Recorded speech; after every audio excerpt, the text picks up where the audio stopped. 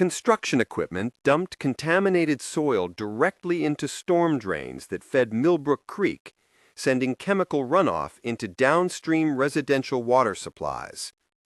The weather update that arrived Friday night made Rex's engineering calculations feel prophetic. Tropical storm Helena had strengthened into a Category 1 hurricane, expected to make landfall south of Millbrook County, and its northern bands would bring exactly the kind of rainfall his models warned would be catastrophic for the destroyed wetlands. But Cordelia's most desperate gamble was the one that revealed everything. Rex's surveillance network captured her husband's construction crew dumping industrial chemicals into storm drains after midnight, crossing the line from civil violations into federal felonies. Saturday morning arrived with the metallic taste of an approaching storm and the mechanical rumble of construction equipment racing the clock. Cordelia's illegal road was nearly finished, but Mother Nature's audit was about to begin. By evening, Hurricane Helena bore down on Georgia like nature's own collection agency, and Rex's weather station registered the first drops of what meteorologists called a once-in-a-generation rainfall event. The air pressure fell so sharply that Rex's ears popped just walking to his mailbox. When Helena made landfall, Rex watched radar imagery as rain hammered his windows like machine gun fire, and his monitoring equipment activated as the storm's northern bands reached Millbrook County. Within the first hour, his flood sensors detected something terrifying. Water was backing up behind Cordelia's road embankment instead of flowing through what had once been functioning wetlands. His calculations were unfolding with the precision of a Swiss watch and the destructive power of a demolition crew. At 2 a.m., the first emergency call came from a neighbor whose basement was taking on water. Rex checked the dashboard and felt his stomach drop. Natural drainage had been replaced by concrete that funneled stormwater directly into expensive homes. Calls came non-stop by 3 a.m. as the mathematical precision of disaster unfolded.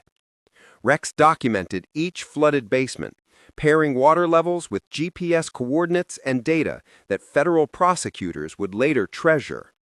Pine Street flooded first, then Maple Avenue, as stormwater carved new paths through neighborhoods never meant for flood level flow.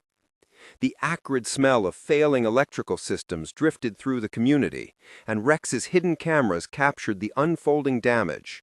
Water pouring around the illegal embankment like liquid justice, basements filling faster than pumps could keep up, and luxury cars floating like discarded toys.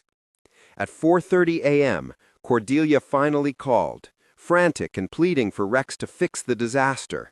Gone was her commanding tone. She sounded like someone watching her life savings drown. Rex informed her that the wetlands she destroyed would have absorbed the water naturally. She didn't want explanations, but the consequences were unavoidable. Her home sat directly in the predicted flood zone. By dawn, 23 homes had flooded exactly as Dr. Webb's models predicted, while Rex's home, built with respect for natural drainage, remained completely dry.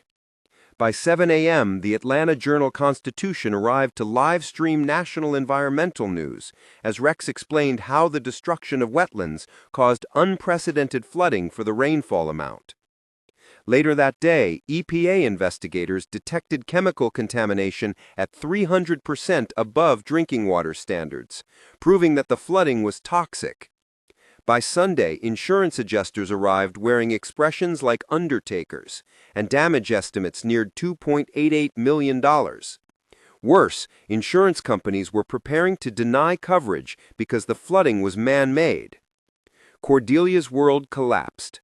Her house suffered $180,000 in damage, her construction equipment was ruined, and bankruptcy loomed alongside federal criminal liability. Rex declined sensational interviews and instead focused on explaining why environmental law exists. Sunday evening, the neighborhood buzzed with industrial fans drying out flooded homes, while Rex calculated federal penalties and inhaled the sweet scent of Emma's favorite wildflowers still blooming in his untouched yard. Monday's federal court hearing felt like Environmental Judgment Day. The courtroom overflowed with neighbors, media, EPA officials, and FBI investigators. Rex presented 3 folders of evidence with the force of a freight train. He explained that wetlands act as natural flood control and that their destruction made the flooding as predictable as gravity. His models, displayed on screen, matched every flooded basement with exact precision. Cordelia looked like she had aged a decade. Her water-damaged designer suit and hollow expression made her defeat unmistakable. When questioned, her attorney attempted to claim the project relied on local permits, but Rex's attorney countered that federal law does not excuse violations of the Clean Water Act.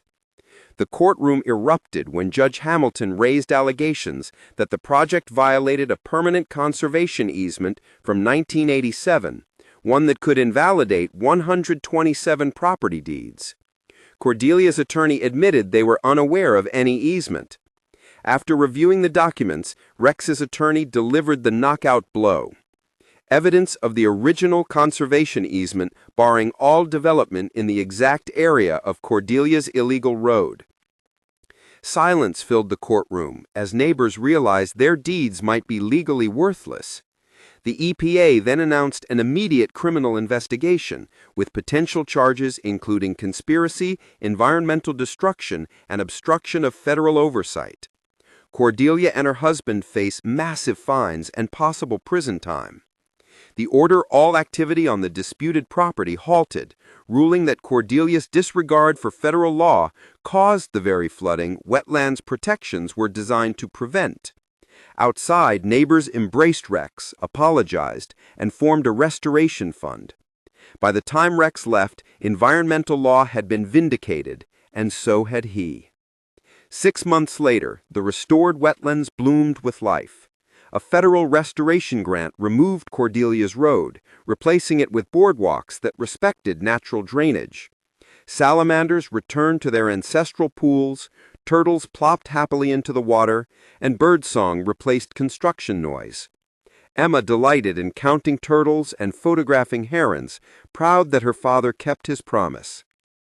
Meanwhile, Cordelia pleaded guilty to federal environmental crimes, receiving probation and community service, ironically restoring the wetlands she destroyed, while her husband served 6 months in federal prison and paid massive fines. After bankruptcy, their $780,000 home went up for auction, and Rex bought it for $320,000 using funds recovered from the construction company. The home became Emma's Wildlife Rescue Center, complete with a turtle hospital in Cordelia's former master bedroom and a bronze plaque permanently banning the Blackthorne family for their crimes. The neighborhood rebounded as environmental compliance restored property values. Rex's expertise led to marriage with EPA Inspector Dr. Sarah Clearwater, and together they launched an environmental consulting firm that helped communities avoid disasters like Millbrook.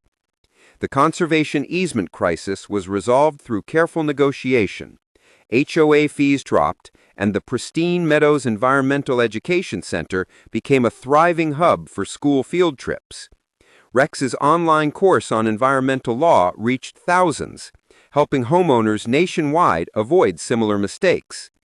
The Millbrook Spring Nature Festival drew thousands, celebrating restored wetlands where children now discovered salamanders in pools once buried under concrete.